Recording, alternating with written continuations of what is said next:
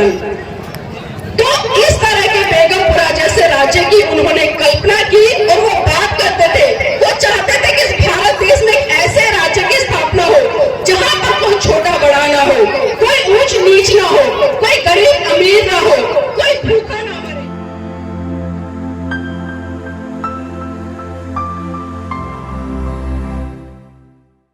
सर्वप्रथम महाकारुणिक तथागत बुद्ध को अपनी संकल्पनाओं के सुमन अर्पित करते हुए समस्त भारतीय नारी के मुक्तिदाता, बहुजनों के मुक्तिदाता, दुनिया का सूरज, ज्ञान का प्रतीक, संविधान के रचयिता परम पूज्य बाबा साहब को सशक्त नमन करते हुए बहुजनों को भारत में सत्ता के गलियारों तक ले जाने वाले महामान्यवर काशीराम जी को नमन करते हुए इस देश से पाखंडवाद को अपनी जूती की नोक से धराशायी करने वाले पेरियार जी को नमन करते हुए अपनी 20 बीघे जमीन को बेचकर सच्ची रामायण का इतिहास रचने वाले ललित सिंह यादव जी को नमन करते हुए इस देश में शिक्षा की अलग जगाने वाली राष्ट्रमाता सावित्री बाई फुले और ज्योतिबा फुले जी को नमन करते हुए और इस देश में एक अच्छे संत की उपाधि प्राप्त करने वाले संत शिरोमणि गुरु रविदास जी को सशक्त नमन करते हुए और आज इस मंच के माध्यम से तमाम यहाँ पर उपस्थित मेरे पिता तुल्य भाई बहन और मेरी मातृशक्ति के रूप में मेरी बहनों,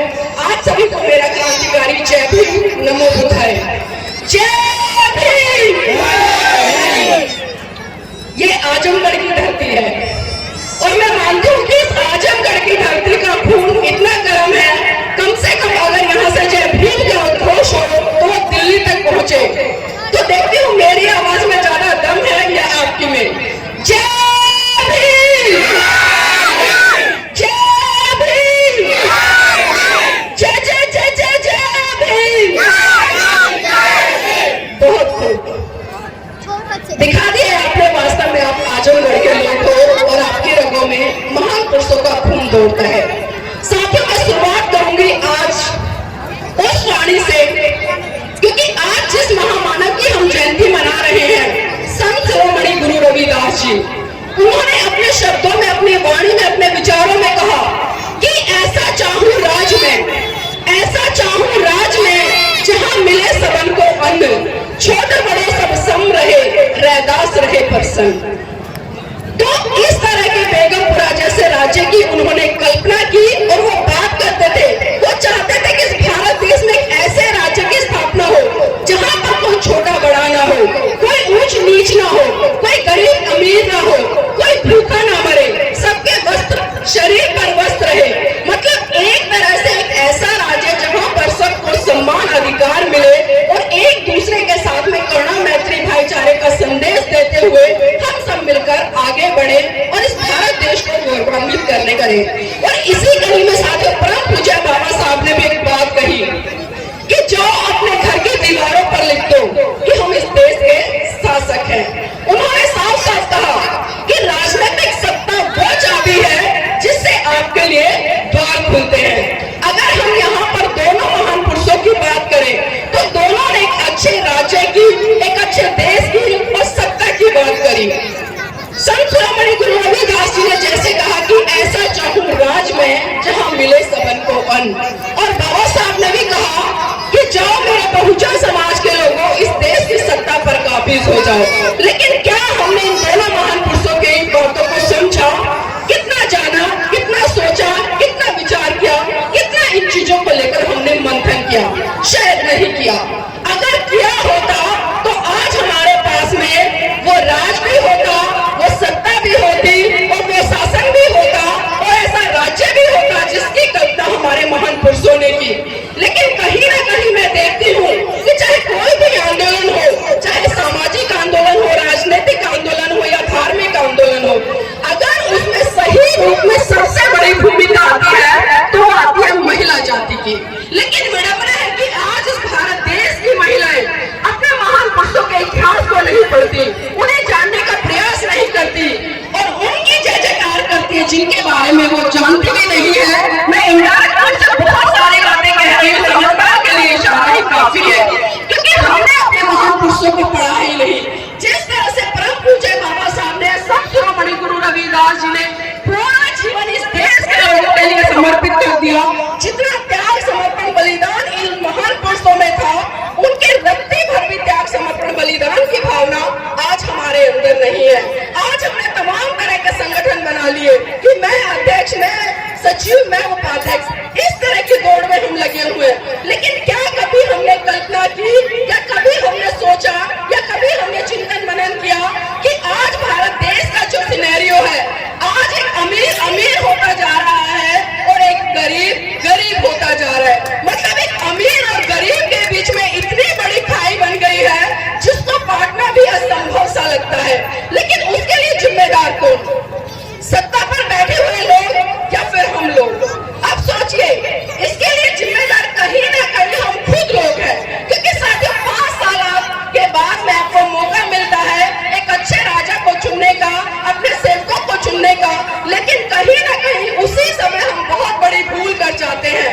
कहीं ना कहीं हम छोटे छोटे प्रलोभन में आकर बट जाते हैं। कहीं ना कहीं हम दारू के बदले में अपना कीमती वोट, जिसके साथ अनवर काशीराम जी ने बात की कि आपका एक वोट आपकी बेटी की इज्जत के बराबर है, लेकिन हमने उस वोट की वैल्यू को नहीं समझा और छोटे छोटे लालच में आकर अपने वोट की शक्ति को हमने खत्म कर दिया। और उसी का नतीजा रहा कि आज मनुवादी व्यवस्था के लोग मात्र 15-16% होकर इस 85% पर राज कर रहे हैं। और राज ही नहीं कर रहे हैं, बल्कि लगातार इसका शोषण कर रहे हैं, इसके ऊपर अत्याचार हो रहे हैं। आज आपके पास में कुछ नहीं है। अभी पिछले दिनों जिस तरह से बहुत बड़े स्तर पर प्रचार हुआ कि भारत को हिंदू राष्ट्र होना चाहिए।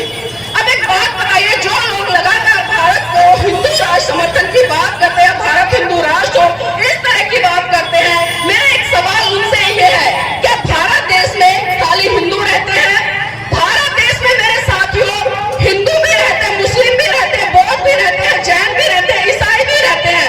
इस देश में हर धर्म को मानने वाले लोग रहते हैं। और ये आजादी हमें ब्रह्म पूज्य बाबा साहब के संविधान से मिली, क्योंकि ब्रह्म पूज्य बाबा साहब के द्वारा लिखित संविधान कहता है कि भारत एक धर्मनिरपेक्ष राज्य है, जिसमें हर व्यक्ति को अपनी मर्जी से जीने का अधिकार है, अपनी मर्जी से किसी भी धर्म को फॉलो करने का अधिकार है, अपनी मर्जी से अपने लिए तमाम सुख सुविधाएं जुटाने का अधिकार है। लेकिन आज कुछ % लोग इन बहुत बड़ी संख्या के अधिकारों को छीनने का काम कर रहे हैं। क्योंकि इसमें बहुत बड़ा कहीं ना कहीं मैं जो दोष पाती हूँ तो वो हमारा है। मैंने जिस तरह से बात करी, क्योंकि संत शिरोमणि गुरु रविदास जी, बाबा जी, बहुजन समाज से आने वाले तमाम संत गुरुओं ने आपके लिए अच्छे राज्य की कल्पना की, एक सुशासन व्यवस्था की कल्पना की, लेकिन हम उस दिशा में आज बिल्कुल नहीं बढ़ रहे हैं। हम सिर्फ एंटरटेनमेंट करते हैं, ताली बजाते हैं, नाचते हैं, झूमते हैं, जय भीम के नारे लगा लेते हैं, नमो बुद्धाय बोल लेते हैं, जय काशीराम बोल लेते हैं, संत शिरोमणि गुरु रविदास जी की जय बोल लेते हैं। लेकिन क्या खाली जय बोलने से इन महान पुरुषों की हम इस देश की सच्ची धरोहर को इस देश के लोगों तक बता पाएंगे या उन तक पहुंचा पाएंगे? क्या इस पर हमने कभी विचार किया? साथियों, बहुत ज्यादा एक तरह से मैं कहूंगी कि इस देश में डरावना माहौल बना हुआ है, लेकिन हमें जरूरत उस माहौल को समझने की। अगर मैं त्याग, समर्पण, बलिदान की यहाँ पर बात करूँ तो मैं परम पूज्य बाबा साहब के जीवन से जुड़ी हुई 2 घटनाओं पर प्रकाश जरूर डालना चाहूंगी। और उस पर प्रकाश डालने का मेरा उद्देश्य ये है क्योंकि यहाँ पर जितनी तमाम महिलाएं बैठी, मेरी बहनें बैठी हैं, वो समझे कि आपके महान पुरुषों ने आपके लिए कितना त्याग, समर्पण, बलिदान किया है, जिनके त्याग, समर्पण, बलिदान के कारण आज आप ये स्वतंत्र जी रही है। तो ये सोचने वाली बात है। मेरी बहनों, बात उस समय की है जब ब्रह्म पूज्य बाबा साहब मुंबई हाईकोर्ट में प्रैक्टिस कर रहे थे। उनके पास अचानक खबर पहुंची कि साहेब, आपका बेटा राजरतन बहुत बुरी तरह से बीमार है और अपने जीवन की अंतिम सांसें ले रहा है। ये बात सुनकर परम पूज्य बाबा साहब तुरंत घर दौड़े आए और जैसे ही उन्होंने अपने बेटे राजरतन को गोद में उठाया, राजरतन ने बाबा साहब की गोद में ही दम तोड़ दिया। ये मंजर देखकर माता रमाबाई बिलक बिलक कर रोने लगी और साहब का कॉलर पकड़कर कहने लगी कि साहेब बस कीजिए, बस कीजिए साहेब, बस कीजिए। आपके समाज सेवा के भूत ने एक एक करके मेरा पूरा परिवार उजाड़ दिया, साहेब बस कीजिए। तो बाबा साहब कहते हैं कि रमा, रमा चुप हो जा, रमा चुप हो जा, तू तो रो भी सकती है, लेकिन मेरी तो आंखों के आंसू सूख चुके हैं, क्योंकि प्रतिदिन मैं अपने समाज के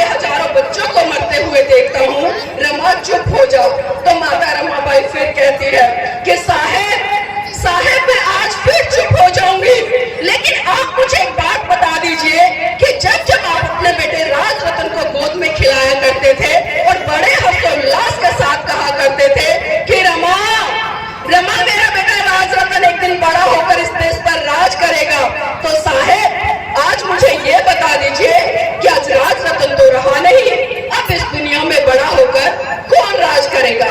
तो बाबा साहब फिर कहते हैं कि रमा मैं भारत देश में एक दिन ऐसा काम करके जाऊंगा कि हर रमा की कोख से जन्म लेने वाला राज रतन इस देश पर राज करेगा, इस देश पर राज करेगा। लेकिन ये बात कितने लोगों ने समझी, ये बात कितने लोगों ने समझी? और वो राजक्रम पूछे बाबा साहब आपको संविधान के अंदर लेकर गए, एक वोट देने तक से लेकर एक शासक बनने तक का अधिकार, लेकिन हमने उस वोट की वैल्यू को बिल्कुल भी नहीं समझा। और यहाँ पर अगर मैं बाबा साहब के समर्पण या त्याग की बात करूँ तो दूसरा घटनाक्रम में उनके जीवन से जुड़ा हुआ है, उसको भी यहाँ पर बताना चाहूंगी।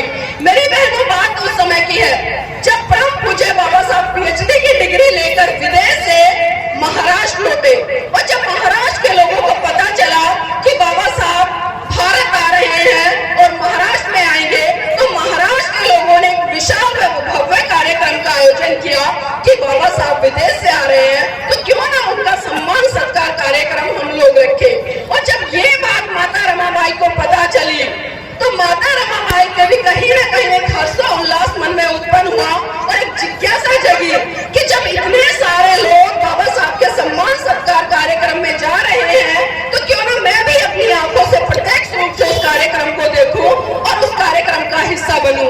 लेकिन मेरी बहनों, आपको जानकर आश्चर्य होगा कि माता रमाबाई के पास में एक भी ऐसी साड़ी नहीं थी जिसको पहनकर वो बाबा साहब के सम्मान सत्कार कार्यक्रम में जा सके। तभी उन्हें याद आया कि एक बार साहू जी महाराज ने सम्मान स्वरूप बाबा साहब को एक पगड़ी भेंट की थी और माता रमाबाई ने वही पगड़ी ट्रंक से निकाली और उस पगड़ी को अपनी साड़ी के ऊपर लपेट कर वो बाबा साहब के सम्मान सत्कार कार्यक्रम में पहुंच गई। अब एक बात बताइए, जिस महिला के जीवन साथी का इतना बड़ा मान सम्मान सत्कार कार्यक्रम हो रहा हो तो उस महिला को कहाँ होना चाहिए, कहाँ होना चाहिए? कोई भी बताए। मंच पर होना चाहिए ना, ऐसा ही है ना, मंच पर होना चाहिए ना। अगर मंच पर भी नहीं है तो कम से कम जो मंच के आगे पब्लिक बैठी है, जो पंक्तियां लगी हुई है, पहली पंक्ति में होना चाहिए। लेकिन आपको जानकर आश्चर्य होगा कि माता रमाबाई ना तो स्टेज पर थी ना मंच के सामने जो पंक्तियां लगी थी उसमें थी, मतलब दूर दूर तक भीड़ में माता रमाबाई कहीं नजर नहीं आ रही थी। बाबा साहब भी कहीं ना कहीं आस लगाकर, एक टकटकी लगाकर, एक उम्मीद लगाकर भीड़ में माता रमाबाई को निहार रहे थे, लेकिन दूर दूर तक माता रमाबाई उन्हें दिखाई नहीं दी। तो अचानक बाबा साहब की नजर भीड़ के पीछे एक पेड़ था और उस पेड़ के पीछे एक महिला खड़ी थी जो चुपके से बाबा साहब को दूर से निहार रही थी। बाबा साहब बिना कुछ कहे समझ गए कि वो भीड़ के पीछे जो पेड़ है और उस पेड़ के पीछे जो महिला खड़ी है वो कोई और नहीं बल्कि वो मेरी जीवन संगनी रमाबाई है। बाबा साहब का जैसे ही भाषण खत्म हुआ, बाबा साहब भीड़ को चीरते हुए सीधा माता रमाबाई के पास पहुंचे और उनका हाथ पकड़कर बोले कि रमा, ऐसा नहीं है कि मैं तेरा श्रृंगार नहीं कर सकता, रमा ऐसा नहीं है कि मैं तुझे आभूषणों से नहीं लाद सकता, रमा ऐसा नहीं है कि मैं तेरा सत्कार नहीं कर सकता, रमा ऐसा नहीं है कि मैं तुझे एक से बढ़कर एक साड़ी नहीं पहना सकता, लेकिन रमा जितनी जिम्मेदारी मेरी तेरे प्रति है उससे कहीं ज्यादा जिम्मेदारी मेरी इस भारत देश की प्रत्येक महिला के प्रति है जिसको शरीर ढकने के लिए आज वस्त्र तक नहीं मिलते। तो सोचिए मेरी बहनों, जिस माता रमाबाई ने अपने जीवन में कभी भी अच्छी साड़ी नहीं पहनी और उन्हीं माता रमाबाई के त्याग समर्पण बलिदान के कारण आज आप 100 रुपए से लेकर 1 लाख रुपए तक की साड़ियां पहन रही हैं, ये देन सिर्फ और सिर्फ माता रमाबाई की है। तो मैं नतमस्तक करती हूँ ऐसी महिला को जिसने अपना पूरा जीवन अपने पति को आगे बढ़ाने के लिए लगा दिया, इस समाज के लिए लगा दिया। मैं कहती हूँ जिस दिन मेरे समाज की बहनें, भारत देश की बहनें माता रमाबाई के जीवन का 10% भी जी लेंगी ना, तो मैं गारंटी के साथ यहाँ पर कह रही हूँ उस दिन इस भारत देश में एक नहीं बल्कि हजारों की संख्या में अम्बेडकर पैदा हो जाएंगे। लेकिन जरूरत है हमें माता रमाबाई बनने की। यहाँ पर बहुत सारी बहनें आई हुई हैं, मैं बहुत समय से यहाँ बैठी हूँ, मैं कुछ चिंतन मनन कर रही थी देखकर, क्योंकि साथियों हम बात करते हैं समानता की, बड़ी बड़ी बातें कर लेते हैं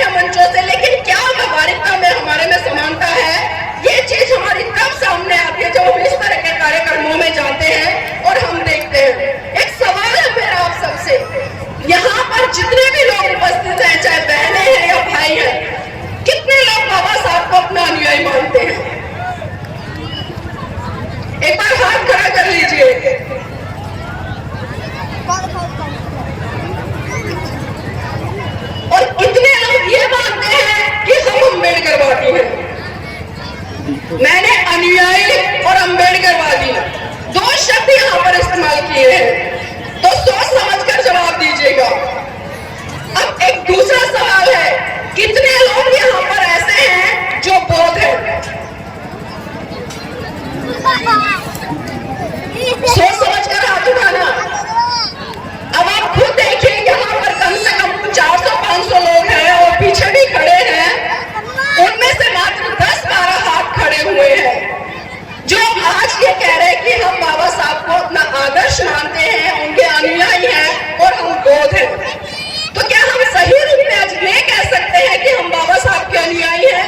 क्योंकि साथियों, बाबा साहब ने आपको एक ऐसा धम्म दिया जो आपको वैज्ञानिकता के आधार पर, तर्क की कसौटी पर खड़ा उतर के आपको आगे बढ़ने के लिए प्रेरित करता है। वो कभी चमत्कार की बात नहीं करता, वो आडंबरों की बात नहीं करता, वो रीति रिवाजों की बात नहीं करता, वो रूढ़िवादी परंपराओं की बात नहीं करता, बल्कि वो मनुष्य को मनुष्य होने पर गर्व महसूस कराता है। लेकिन हमने बाबा साहब की इस बात को बिल्कुल भी नहीं समझा। संत शिरोमणि गुरु रविदास जी ने जिस तरह से जाति को खत्म करने की बात की, पाखंडवाद को खत्म करने की बात की, रूढ़िवादी परंपराओं को खत्म करने की बात की, लेकिन क्या हमने उनकी इन बातों को माना? क्या उनकी इन बातों को हमने मनोसात किया या मनोसात करके उनको जन जन तक पहुंचाने का काम किया? शायद नहीं किया। अगर किया होता तो आज हमारी जो दिशा है या जो हमारी दशा है वो बिल्कुल एक बहुत अच्छी दिशा में होती।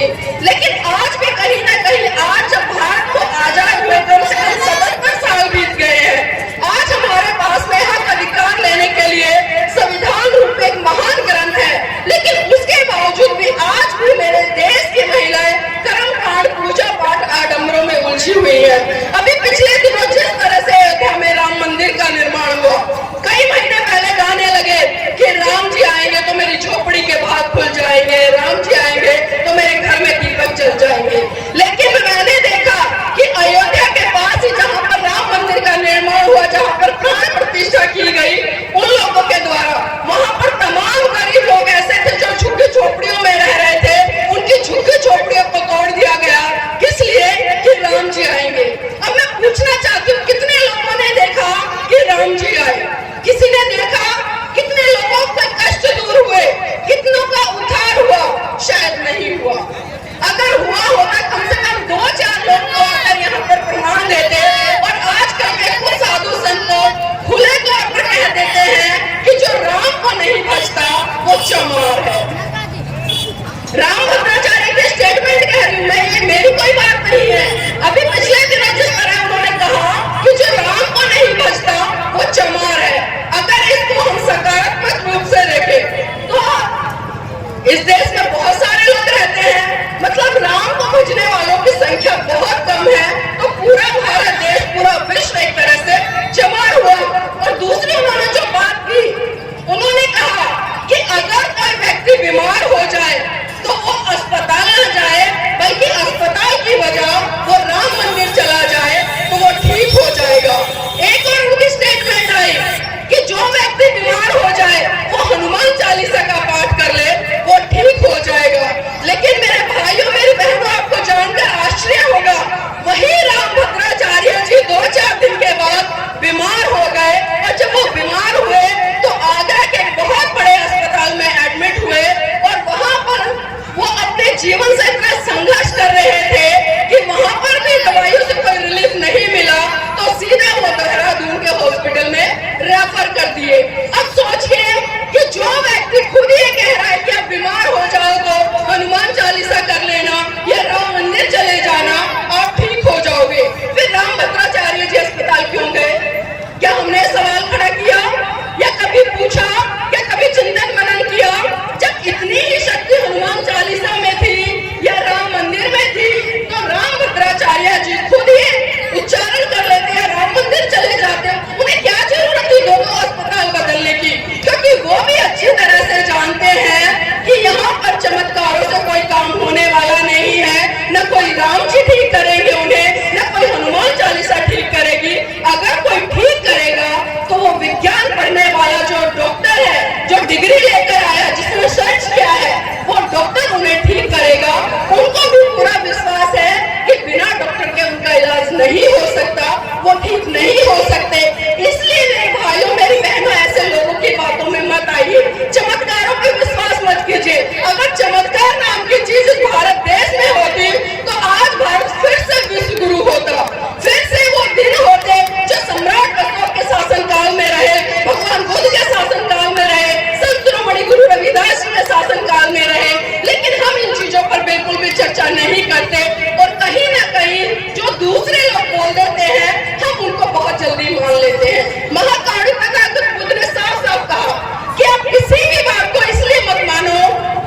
कि वो धर्म शास्त्रों में लिखी है। आप किसी भी बात को इसलिए मत मानो कि मैं कह रहा हूँ, आप किसी भी बात को इसलिए मत मानो कि बहुत बड़ा जनसमूह कह रहा है, या किसी भी बात को इसलिए मत मानो कि बहुत बड़े बड़े लोग कह रहे हैं या कोई धर्म गुरु कह रहा है, बल्कि आप उस बात को तब मानो जब आप उसको तर्क की कसौटी पर खरा उतार लो और आप जांच पड़ताल कर लो और आपको पता चले कि ये बात आपके लिए सही है, आपके परिवार के लिए सही है, आपके समाज के लिए सही है और आपके देश के लिए सही है। अगर इस कसौटी पर वो बात खरी उतरती है तो आप उस बात को आराम से मान लो, अन्यथा तो उस बात को वही का वही छोड़ दो। लेकिन आज मानने की संस्कृति बहुत ज्यादा है, हम मानने पर बहुत ज्यादा जोर दे रहे हैं, हम कभी जानने का प्रयास नहीं करते। लेकिन हमारे तमाम महान पुरुषों ने हमें जानने के लिए प्रेरित किया।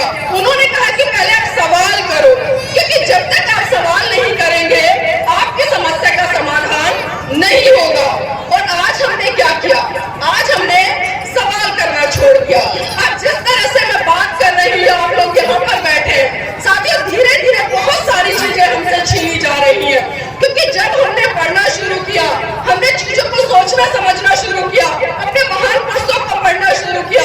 जिस तरह से संत शिरोमणि गुरु रविदास जी ने कहा कि मन चंगा तो कटौती में गंगा, हमने कितना उनकी बातों को समझा, लेकिन दूसरे लोगों ने उनकी इस बात को बहुत अलग तरीके से बताकर हमारे बीच में प्रसारित करने का काम किया। तो ये चीजें भी हमें कहीं ना कहीं सोचनी होंगी कि आज धीरे धीरे जो हमसे एजुकेशन छीनी जा रही है, और उसका बहुत बड़ा कारण है क्योंकि हम पढ़ेंगे तो सवाल करेंगे। इसलिए सीधा जो मनुवादी लोग हैं या शासन पर बैठे हुए लोग हैं, उन्होंने सबसे पहला प्रहार आपकी शिक्षा पर किया, आपसे शिक्षा छीन ली, क्योंकि आप ना शिक्षित होंगे, न तर्क वितर्क करना सीखेंगे, न सवाल करेंगे, तो इससे अच्छा उन्हें कोई और उपाय नहीं लगा कि इनसे शिक्षा छीन लो। और जिस तरह से मेरे देश का युवा आज बेरोजगार घूम रहा है, चारों तरफ हाहाकार हो रही है। आज आप देखिए आंकड़े उठाकर, जो डॉक्टर है, इंजीनियर, पीएचडी लोग हैं, वो बेचारे कोई चाट की रेडी लगा रहा है, कोई चाय बना रहा है। मतलब समझ सकते हैं आप क्या हो रहा है इस भारत देश में। तो मेरे साथियों, मेरी बहनों, मैं सिर्फ इतना ही कहना चाहूंगी, अगर हमें अपने महान पुरुषों की जयंतियां मनानी है, उनके इतिहास से रूबरू होना है, तो सबसे पहले हमें उनको पढ़ना पड़ेगा और पढ़कर अपने समाज के प्रत्येक बच्चे से लेकर महिला तक को जागरूक करना पड़ेगा। तभी हम अपने महान पुरुषों की जयंती को साकार कर पाएंगे। अन्यथा तो आप कितनी ही जय जयकार करते रहे, कितनी ही जयंतियां मनाते रहे, कोई फायदा होने वाला नहीं है। तो पहले विचारों को आदान प्रदान करें, विचारों को पढ़े, विचारों को समझे। और अंत में मैं अपनी बात को विराम देने से पहले सिर्फ इतना ही कहना चाहूंगी कि देखना बहुत कुछ है, देखना बहुत कुछ है, देखते रहिए। देखना बहुत कुछ है, देखते रहिए। करना बहुत कुछ है, करते रहिए। समाज आज भी बलिदान मांगता है, पर सच तो ये है मेरे साथियों, आज आपसे आपकी जान नहीं बल्कि आपका ईमान मांगता है, आपका ईमान मांगता है। जय भीम, नमो बुद्धाय, जय संत शिरोमणि गुरु रविदास जी।